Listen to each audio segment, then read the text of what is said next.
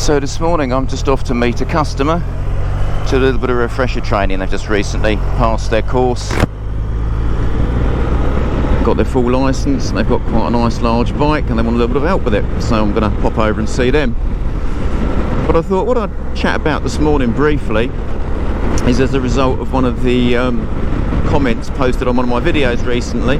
It's a very nice comment, and I always get nice comments from you, which is very much appreciated.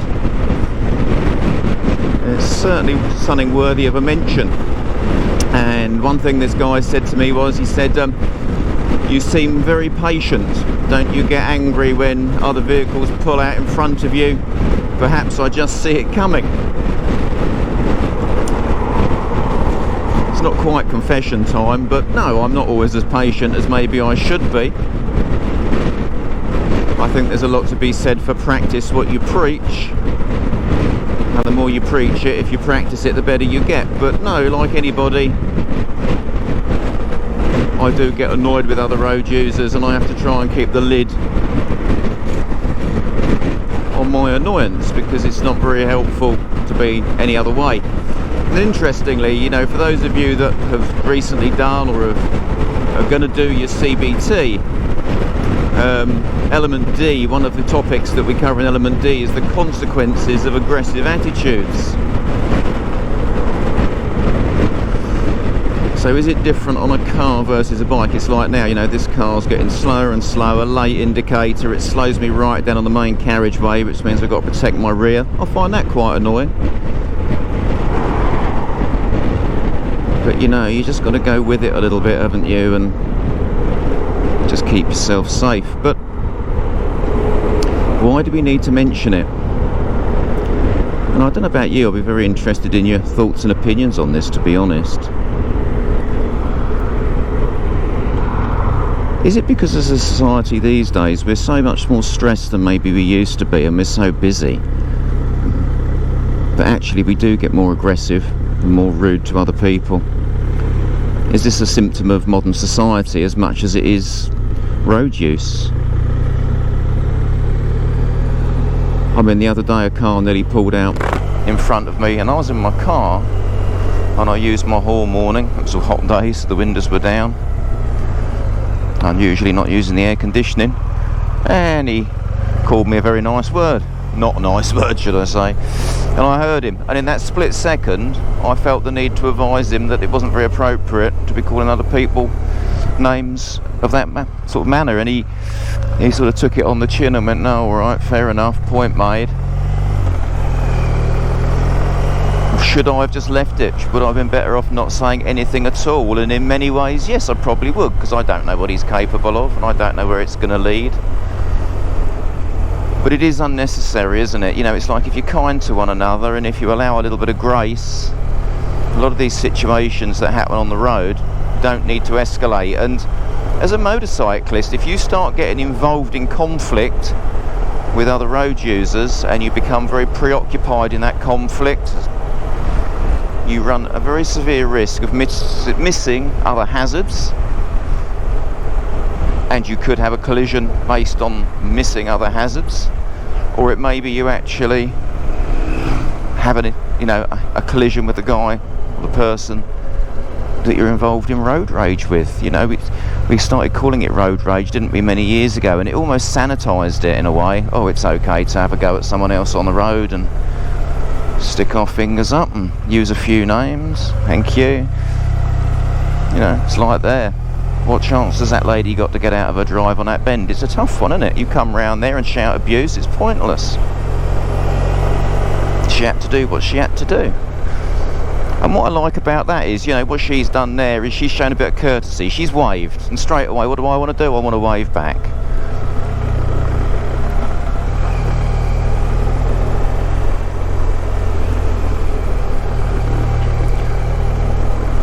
I remember somebody saying to me once, you know, even with people that are doing things on the road that are daft or dangerous, and from my perspective, you know, I'd love to see everyone driving and riding textbook, you know, as per test standard training, whatever. In reality, it's not going to happen, not in this country and not with the way that we do things.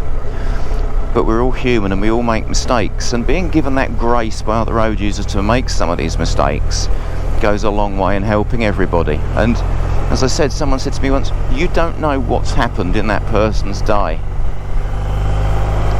You don't know if they've got a sick relative in hospital. You don't know what's just happened to them, and they might be in a bad way. And you know, you could argue, well, if your attitudes or your emotions are not where they should you be using the road? And you know, in an ideal world, no, you shouldn't. He's going to concentrate on this lorry and sees what he's going to do. Hopefully he's just pulling in, he's not going to swing wide or anything. Brake lights off. Yeah, we look good. Window open, horn warning could be heard if necessary. That's lovely. Yeah, you know, and one thing we look at there is, you know, are you actually fit to ride? And that does include your mental capacity for whatever reason, whether you're upset or you're angry. Because if you are, chances are it's going to translate to how you use your vehicle on the road, and maybe how quickly you react and bite back at other road users. You don't really want to risk getting yourself in a situation where you have a collision. And the other thing you have to be very careful of these days, as we point out to all new motorcyclists on their CBT, it doesn't matter how mad you are, someone else could be even madder. And a lot of people have got no brakes these days. They've got no restrictions on their behaviour. They'll think nothing of hitting you, pushing you off your bike or stabbing you. You don't know what you're up against. So very often a wave or a sorry or anything like that, if you do something on the road, diffuses a situation very, very quickly.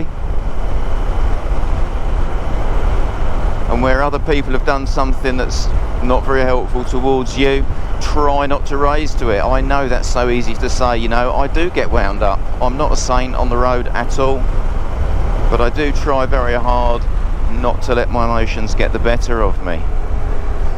You know, another area I find, as I just mentioned earlier on, that really can cause conflict, and it shouldn't, is using your horn. Some people really hate having the horn used to warn them. They really get stressy about it. I remember one day I had to use a horn in Canterbury at a set of traffic lights, and the bloke jumped out of his van and was dancing around in the road waving his fists in the air. Now, to be honest, should that person be on the road? Probably not.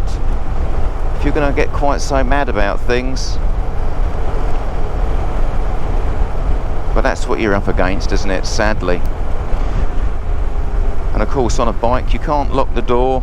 You're not in your little safe box where they beat the car up. You know, it's you versus them, isn't it? You are vulnerable, you are exposed. And I find the other thing is that, you know, if you get upset by an incident, for the next few miles up the road you might be dwelling on it or stressing about it. You might have a massive adrenaline rush because it's all kicked off.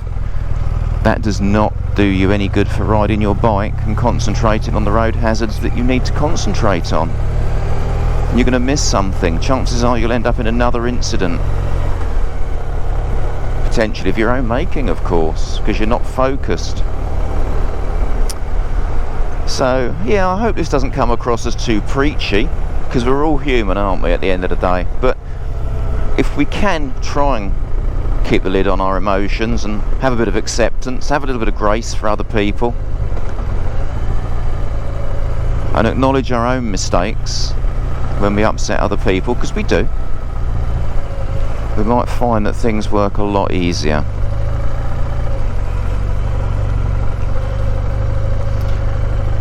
So I'm going to go and see my customer now. Until next time, ride safe and take care.